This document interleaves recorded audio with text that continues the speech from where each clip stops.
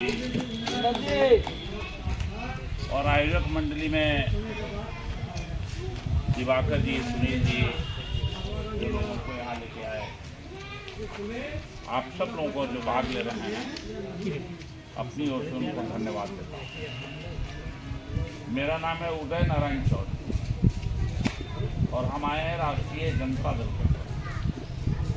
अभी तो चुनाव चल रहा है, इसलिए हम आप सब लोगों से अपील करते हैं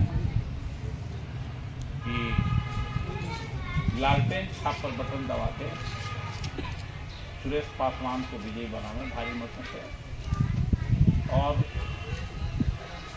सामाजिक न्याय के हाथ को मजबूत करें। आज हम आप लोगों के सामने कोई ज़्यादा बात नहीं करना चाहते हैं, लेकिन देखा हम लोग बैठे हुए हैं पीपल का पेड़ और बहुत पुरानी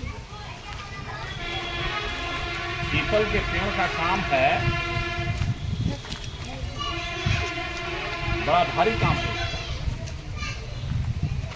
इस पीपल से हमको ऑक्सीजन मिलता है, जो हम खाना खाते हैं मुंह से तो जिंदा रहते हैं, लेकिन नाक से जो सांस लेते हैं हम, उससे ऑक्सीजन मिलता है और वही हमारा प्राण है, सांस है।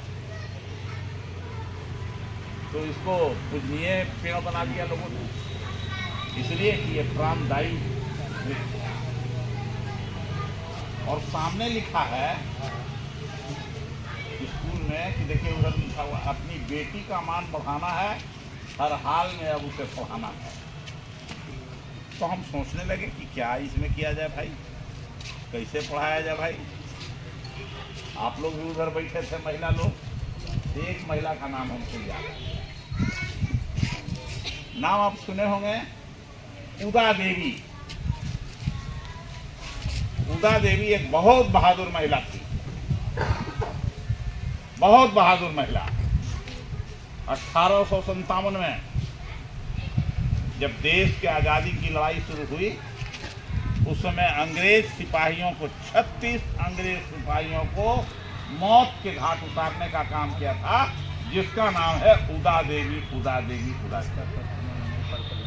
हाँ देखिए ना, प्रतिमा देखना, मूर्ति देखना और कहानी बताना दोनों तो चीज है। सुनील बाबू महिला लोग है। हाँ, तो ये है उदा देवी का नाम। क्यों उसने किया ये? उसके पति जिसका नाम था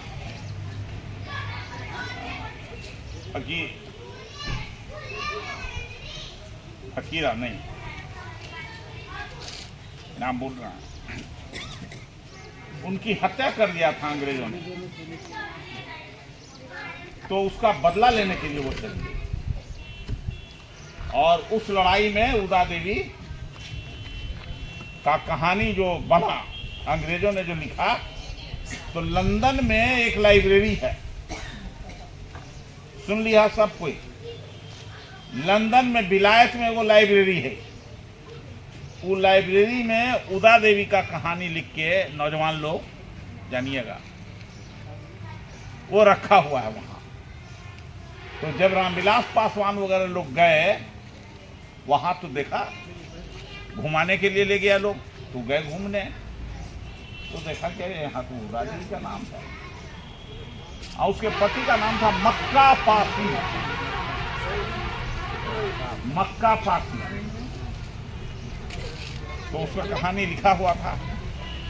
1857 के बाद, आजादी के बाद, आजादी के बहुत बाद लखनऊ में एक पार्क बना 1977 में, जिसका नाम है उदा देवी पार्क। तो ये रामविलास पासवान, उदा देवी का पार्क बना, लंदन में गए लोग, ये कैसे हुआ? हम लोग यहाँ बैठे हैं, आप लोग भी बैठे हैं महिला, महिला को पहले कुर्सी पर क्या, महिला को क्या, पुरुष को भी कुर्सी पर बैठने का। अब 10 मिनट रुक जाइए आप लोग, चाय मतलब अब आप रुक जाइए, देर हुई है। तो एक संविधान बना आज़ादी के बाद, जब देश आज़ाद हुआ था, और संविधान को लिखने का काम अंबेडकर साहब ने किया, डॉक्टर भीमराव अंबेडकर। उन्होंने क्या लिख दिया? संविधान का मतलब है कानून देश का। तो आजादी के पहले कानून था, वो कानून था मनुस्मृति का, जो ग्रंथ है मनुवादियों का। और ये कानून बना आजादी के बाद। इस कानून के किताब को बोलते हैं संविधान। आई संविधान जो बन लो, तो में क्या लिख दिए वो आजादी के बाद? औरत मर्द बराबर है, समझ गए? स्त्री और पुरुष दोनों समान है, ये लिखा संविधान में। दूसरा बात लिखा कि दोनों को बराबर हक है, दोनों को बराबर मजदूरी मिलेगा, दोनों को बराबर पढ़ने का हक है। यह सब लिखा हुआ है हमारे संविधान में। लेकिन अभी 75 साल के बाद, 78 साल के बाद, अब कुछ लोग इस संविधान के चोरी करने में लगा हुआ है। चोरी क्या करेगा संविधान से, किताब से? उसमें जो लिखा हुआ है ना, तो उसमें एक एक पन्ना, एक एक लाइन फाड़ने की कोशिश कर रहा है, मिटाने का कोशिश कर रहा है। जैसे उदाहरण आपको देते हैं, पढ़े लिखे नौजवान सब जो बीए में पढ़े हैं, वो सब जरा ठीक से ध्यान से सुनिएगा। तो क्या मिटाने की कोशिश कर रहा है? संविधान, संविधान के कुछ किस हिस्से को? आरक्षण, जिसके द्वारा नौकरी में आरक्षण, जिसके द्वारा पढ़ाई लिखाई में आरक्षण मिला, जिसके कारण डॉक्टर हुआ, इंजीनियर हुआ, मास्टर हुआ, वैज्ञानिक हुआ,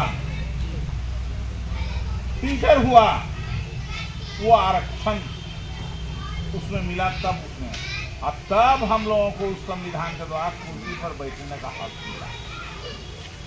तो एक नया कानून ही सरकार बना दिया। सुन लेना नौजवान लोग, क्या कौन सा कानून? लैटरल एंट्री, अंग्रेजी में इसको बोलते हैं लैटरल एंट्री। लैटरल एंट्री का माने यह है कि आपको यूपीएससी का परीक्षा नहीं देना है, आप ऐसे ही आपको चुनाव हो जाएगा, एकदम कलेक्टर के ऊपर वाला पोस्ट पर नौकरी मिल जाएगा, ज्वाइंट सेक्रेटरी का। और इसमें सैकड़ों लोगों की नौकरी हो गई। और वो किसको बहाल किया? एक भी दलित उसमें, आदिवासी उसमें बहाली नहीं हुई। उस सब जो पंडित जी लोग संस्कृत वाले थे, पंडा जी जो लोग थे, जिन लोगों का नाम राष्ट्रीय स्वयंसेवक संघ भेजा भाजपा के लोग, तो सब वैसे ही लोग राष्ट्रवादी लोग हैं, उसका बहाली हो गया। लिख लोढ़ा पढ़ पत्थल का भी हो गया उसमें बहाली, लैटरल एंट्री के माध्यम से। एक बात। दूसरा बात कर दिया जवान लोग कि जो जिस कोटि का है उसी कोटि में रहेगा। इसको हम विस्तार से भी नहीं कह सकते। ये जो पढ़े लिखे लोग हैं सब जो समझते हैं कि हम आरक्षण के बारे में जानते हैं, उनसे मैं कहूंगा कि ये सभी हाई स्कूल में और कॉलेजों में बताइए, जो जिस कोटि का है उसी कोटि में रहेगा।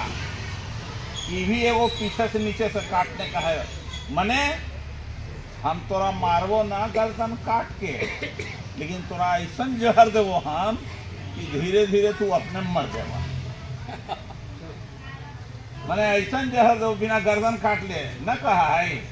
गांव में कोई सोचे कि ऐसा आदमी खतरनाक है कि काट है हिया, काटती पुनसिया में और खून निकलती देवघर में जाके है कि कोई जान ही न सके, देख ही न सके। वैसे ही मेरे पास मोबाइल में ये सरकार और ये लोग ऐसा काट रहा है आरक्षण को कि रोने का मौका नहीं है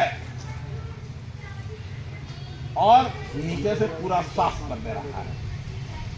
ये है हमारे हक और अधिकार को बदलने का प्रयास है।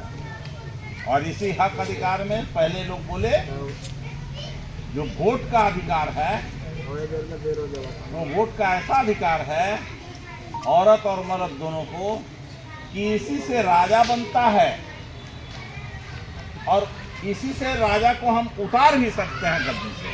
दोनों अधिकार है वोट का अधिकार। तो अभी वही वोट का अधिकार आपको प्रयोग करना है कि हमको कैसा चाहिए। हमको दलित, आदिवासी, गरीब के हक को देखने वाला चाहिए या दूसरा चाहिए। अब एक नया बात परसों का बता देते हैं। 15 तारीख को बिरसा मुंडा जयंती समारोह मनाया गया पूरे देश भर में। आप लोग ये सब देखे होंगे। उस बिरसा मुंडा समारोह में मनाया जाता है कहां? जमुई में। और दिल्ली में जो वहां का बस स्टैंड है, एक रोड है काले खां, सराय काले खां, सराय काले खां, उसको कहता है कि अब उसको सराय काले खां का नाम बदल के हम इसको बिरसा मुंडा पथ कर देंगे। क्यों किया? इसलिए किया कि आदिवासी, चूंकि झारखंड में चुनाव हो रहा है, तो आदिवासी और मुसलमान के बीच में लड़ाई लगा दी। बात समझिए। और अखबार में निकला और भाषण दिया जमुई में प्रधानमंत्री कि आदिवासियों ने ही भगवान राम को भगवान राम बनाया। आदिवासी लोग राम को भगवान राम बनाया, ये भाषण दिया। अरे भैया, जब राम को आदिवासी लोग भगवान बना दिया, राम बना दिया, राम भगवान बना दिया, भगवान राम बना दिया, तो जब राम के मूर्ति का उद्घाटन अयोध्या में कर रहा था तो वहां राष्ट्रपति को क्यों नहीं जाने दिया आदिवासी द्रौपदी मुर्मू? इसलिए नहीं जाने दिया कि वो तो अछूत मानता है हमको। वो खराब हो जाता उस मुहूर्त में, कोई आदिवासी सुधर जाता वहां तो। अहिया कह रहा है कि वो तो भगवान बनाए। मैंने कितना बड़ा झूठ, आंख में धूल झोंकने वाला काम। तो ऐसे ही काम हमारा आरक्षण भी दलितों का समाप्त किया जा रहा है। अब इससे हमको सतर्क होना है और अब हमारा वोट भी छीनने वाला है ये। अच्छा, और सुनिए एक और इसका बात, आप लोग भी पढ़े लिखे सब लोग जान सकेंगे। ये कहता है 1 नेशन 1 इलेक्शन। रोज दिन अखबार में पढ़े ना, 1 नेशन 1 इलेक्शन, मतलब राष्ट्र में, देश में एक बार में एक ही इलेक्शन होगा, विधानसभा और सबका। कितना झूठ है। आज जब मौका मिला उनको तो 4 राज्य का चुनाव होना है, कश्मीर का, हरियाणा का, महाराष्ट्र का और झारखंड का। तो देखिए कैसे किया नाटक। पहले हरियाणा का कराया, फिर कश्मीर का कराया, अलग अलग कराया, कई फेज में कराया। उसके बाद झारखंड का करा रहा है, कई फेज में करा रहा है, 2 फेज में। और इसके बाद अब महाराष्ट्र का है तो वहां एक फेज में करा रहा है। और आज तक अयोध्या के विधानसभा क्षेत्र से जो एमपी चुन के गए अवधेश प्रसाद, अवधेश पासी, वहां पर अभी तक चुनाव को घोषणा चुनाव आयोग नहीं किया। क्या कमाल है भाई। चुनाव जीतने के लिए कितना बार चुनाव हो गया भाई, कहता है 1 नेशन 1 इलेक्शन। ये सबसे बड़ा झूठ बोलने वाले आदमी के राज में हम लोग। एक तरफ अडानी को, और झारखंड में इतना क्यों ताकत लगाए थे, छत्तीसगढ़ में क्यों इतना ताकत लगाया, इसलिए कि झारखंड में सबसे ज्यादा खदान है, मिनरल्स है। तो अडानी और अंबानी को खदान चाहिए, मिनरल चाहिए, कोयला चाहिए, यूरेनियम चाहिए, पूरी दुनिया को एल्युमिनियम चाहिए, बॉक्साइट चाहिए, आयरन चाहिए, और ये सब कहाँ मिलता है, झारखंड में। तो देखिए पूरी ताकत लगाई। तो हम सुरेश पासवान को नहीं जिताने आए हैं, याद रखिएगा। हम नहीं कह रहे हैं कि सुरेश पासवान को वोट दीजिए, लेकिन एक बात कह रहे हैं कि जो हमारे राज का खदान लूटने वाला है, कोयला लूटने वाला है, यूरेनियम लूटने वाला है, एल्युमिनियम लूटने वाला है, स्टील लूटने वाला है, हमको इससे बचाना है। और उसको बचाने वाले में जो बचाने वालों का जमात है इंडिया गठबंधन का, उसका उम्मीदवार है सुरेश पासवान। इसीलिए हमने कहा कि सुरेश पासवान को जिताना है और झारखंड को बचाना है, देश को बचाना है। हम इसलिए कहें सुरेश पासवान कौन थी? जब भाजपा के हाथ में नहीं आया हेमंत सोरेन तो उसको जेल में डाल दिया। कमाल है भाई, रोज दिन रेड पड़ रहा है उसके यहाँ। तो हमको ऐसे तत्वों से, महाराष्ट्र में भी चुनाव हो रहा है, जिसको रोज दिन ही कहता था कि बेईमान है, बेईमान है, बेईमान है, चोर है, चोर है, सीबीआई लगेले था अजीत पवार, उसको दिन में या शाम में नहीं, 4 बजे भोरे में उसको पार्टी में मिला लिया पैसा देके, 4 बजे भोर में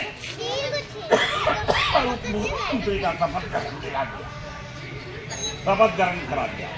समझते हैं कितना बड़ा दिन है। तो हम लोगों को संविधान बचाने के लिए डॉक्टर भीमराव अंबेडकर ने जो स्वप्न देखा था, उस स्वप्न को साकार करने के लिए, इंडिया गठबंधन के हाथ को मजबूत करने के लिए, ये सुरेश पासवान को लालटेन छाप का बटन दबा करके हम इसको भारी मतों से जिताने का काम करेंगे, जिताने का काम करेंगे। और कोई कुछ पूछे यहाँ आवे तो कहिए कि नहीं, तो हम बोलेंगे चुपचाप, तो आप बोलिएगा लालटेन चुपचाप, चुपचाप, चुपचाप। बहुत बहुत धन्यवाद आप सब लोगों को। इतना ही करके,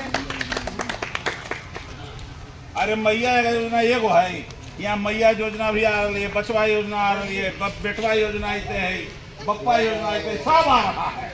अरे मैया योजना तो एगो छोटा गोजी है कि 1,000 रुपया दिया जाएगा।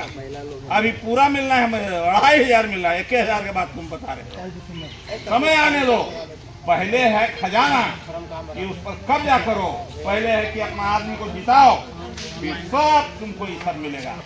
बस इतना ही के साथ हम हेमंत सोरेन के हाथ को मजबूत करने के लिए, और नया उसकी पत्नी भी अब आई है कल्पना सोरेन, उसको भी हाथ को मजबूत करने के लिए ऐसा कल्पना सोरेन आ गई कि सत्ता हवे उड़ाए हुए इसलिए हम सब लोगों को संविधान बचाने के लिए, हेमंत सोरेन के हाथ को मजबूत करने के लिए, सुरेश पासवान को लालटेन छाप पर बटन दबा के वोट देना है। इतना ही के साथ अपनी बात समाप्त करते हैं। आप लोगों के आभार। बहुत बहुत